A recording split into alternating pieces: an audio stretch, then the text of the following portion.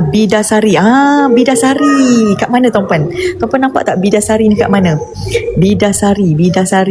Inilah yang saya cari tadi, Bidasari rupanya namanya. Cantik kan tuan-puan? Ini namanya Bidasari. So Bidasari ni dekat tengah ni. Nampak tak ada banyak ni, tebal ni. Seronok kalau pakai 2 cm ada, 2.5 cm ada, 1.8 cm pun ada. Namanya adalah design Bidasari. So ini adalah design yang latest tuan-puan, yang mana kalau untuk cincin kita boleh dapat 5 gram pun boleh.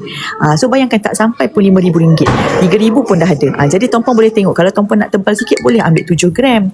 Kalau tuan-puan kata tak nak tebal-tebal, kita ada 5 gram ke atas. So 5 gram, 6 gram, 7 gram, 8 gram pun ada. Tuan-puan tahu tak saiz tangan tuan-puan jari pakai saiz berapa? Abang tahu tak isterinya pakai cincin saiz apa? Kalau tahu, kita boleh belilah surprise untuk dia. Mungkin dia pakai saiz 17, kita boleh beli untuk dia. Okay, ini gelang. So kalau nak tengok gelang, kita pilih gelang, bangle. So bangle pun ada beberapa variasi. So ini bangle-nya. Okay, kalau tengok ni dia punya diameternya macam tu. So diameter dia adjustable. Yang bestnya Bidasari ni boleh dilaras.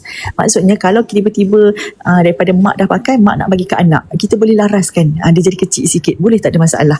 So daripada serendah 27 gram, 27-28 gram. Okay.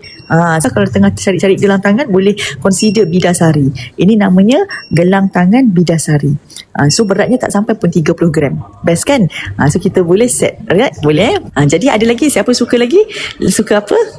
Nak tengok yang mana?